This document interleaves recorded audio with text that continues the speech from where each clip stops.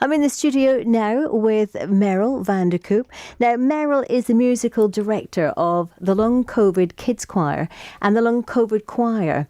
And this year, we had a BBC initiative which was Sing for the King, and you guys applied to go and sing at the King's concert last night. Tell us a bit about that. Yes, we applied. So I filled in the application form, and then someone from the BBC got in touch via telephone, and so we had a phone call, and there was another phone call after that, and then they were all very friendly, and our third meeting was over Zoom. So we had Clara coming in and another girl from the choir, and we just chatted, and I think they were just really trying to get to know us and then see if we would sort of fit in with all the other choirs that they had applying in order to make a nice group. So the big choir in the end that sang last night, they were a combination or a big conglomeration of all the different choirs. Exactly, yeah. Okay, right, I'm with you now. Yeah. So, but you got quite far, you got quite close, which is brilliant. I know, it gave us such a boost. Yeah. It really did. Now tell us a bit about the children's Long COVID Choir. So this was started in November 2022. And it was sort of a initiative, firstly coming from myself, where I sort of started following lots of Instagram posts about children with long COVID, and it made me so sad seeing children suffering so much. And I felt something needs to be done to bring them some sort of joy and happiness. So I thought a choir would be really lovely. So then I reached out to the Long COVID Kids charity if they wanted to collaborate with me, and they did. Now, tell us a bit about you, because you did this because you yourself have long COVID. Is that right? Yeah. So how did this start? Tell me a bit about you, how the long COVID started and how you found out. And so when did you find out you had long COVID? Quite sort of soon into the COVID infection, because it sort of never really resolved. My COVID infection was much worse than I actually thought it was. I think we're so used to sort of pushing through a lot that you don't always recognise maybe symptoms, or that you don't take time maybe to rest. So I was very breathless, which is really weird for me. Went to A&E, and it just didn't get better. And and suddenly, you're at home, sitting at home, you can't do your work, feeling... Well, you are very ill. And so I started following some things about long COVID on Instagram and social media. And that's sort of how I then found out about the Long COVID Kids charity. And from experience as a musician, I know how important music is, and sort of what an effect it can have on your mental health, but also your physical well-being. So were you a musician to start with? Yes, yep. So as a musician, you then found out you had. Is there a diagnosis for long COVID? That's it's a hard question, actually, because there's so many different symptoms. And the ones that you hear about a lot, like the coughing, for example, or the fatigue. But it's almost like every organ in your body can be affected by it. I think in some ways I feel quite lucky that for me there was actually something that they could diagnose with scans, because it gave me a lot of cardiac issues, which I didn't have before. So at least, I had something on paper that showed this is what it is, and it's caused by COVID, because I did not have it before. So this is 2 years now. 2000. So yeah, I fell ill December 2021, towards the end of December. So not quite 2 years yet, a year and a half. But yeah, long enough for me. So how's your journey been? Very up and down, to be honest. And I think that, again, that's one of the things that you sort of have to come to terms with. That almost every day is different, and it's almost like you've got a completely different body. You have to get to know that body and know what it can and can't do, and navigate your way through it. Personally, I do feel better than I did a year ago. But again, I think that's also because I've had so much help. I've been able to reach out to a cardiologist and have medication and So I think. So there is medication available? At least for what I have, there is. But then there's still not, it's not certain that I will recover completely. So, yeah, it's very much...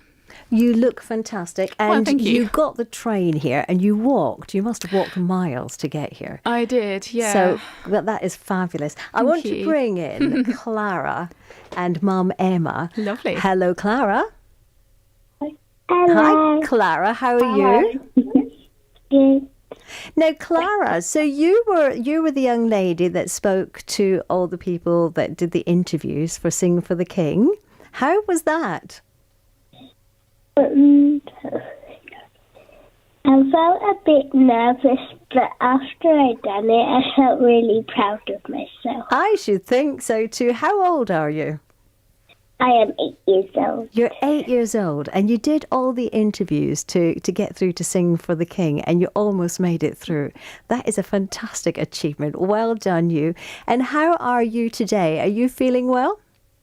I'm feeling a bit tired, but otherwise I feel quite good.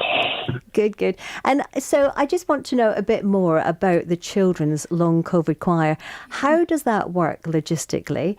And where do they do it? Do they come in? Do they meet places? Or, how does it work? We meet over Zoom on a Sunday afternoon for 45 minutes. And the kids can sign up on the Long COVID Kids charity website. And they dial in, and then we connect. We chat in the beginning a little bit, and then we do some breathing exercises.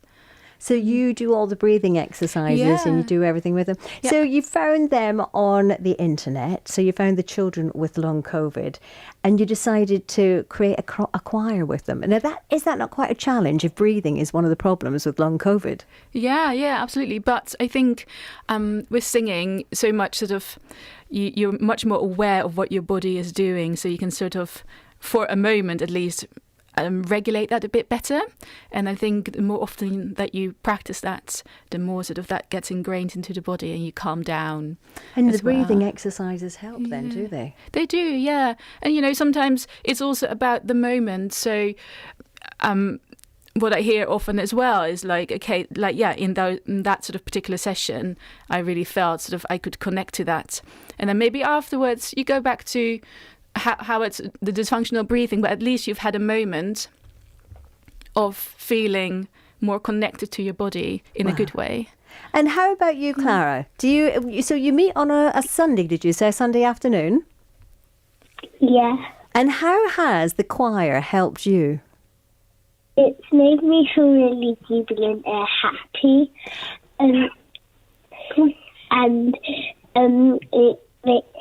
Meryl makes it really fun, and I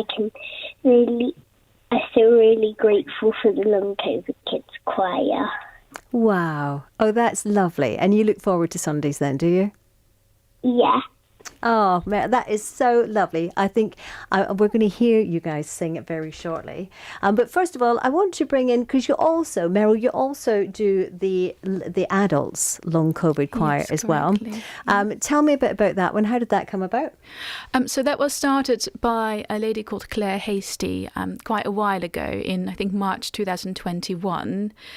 And she had long COVID herself, and also, again, she was very much involved in music and singing in choirs, and really, knew the benefits of singing, and so started the choir, and that's been going ever since.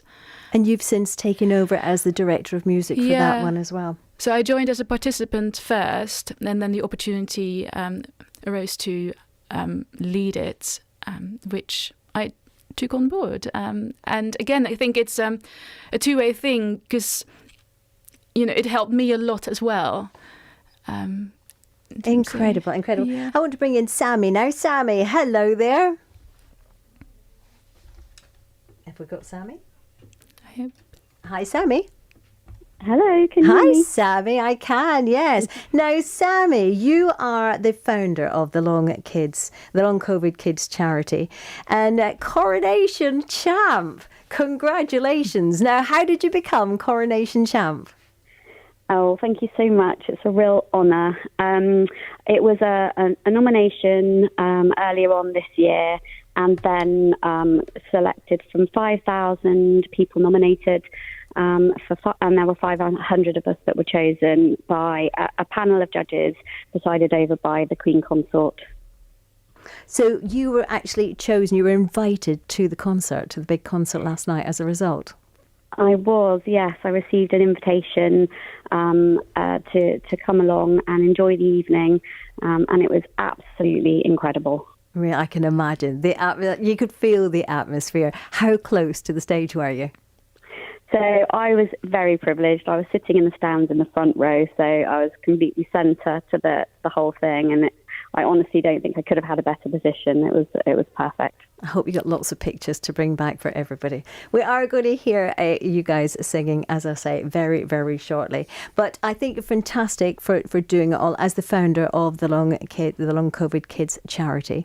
Absolutely. How did you become the founder of the charity? So my daughter and I contracted COVID in March 2020, and it was very clear to me that at the time, the narrative was that children weren't affected by COVID, and I could see that this wasn't the case. And we found it very difficult to find any help or even belief at that point. So I reached out to other families to see who else was experiencing the same symptoms as us. And it was obvious that we needed to start a group, which initially was the plan was to just work on connecting families and children together for some support.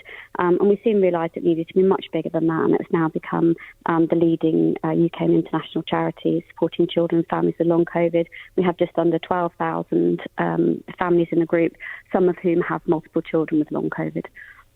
Incredible. And so if people want to find out more, where do they go to find out? If somebody's listening in and they've got long COVID, either as an adult or somebody with a child, where do they go to find out more?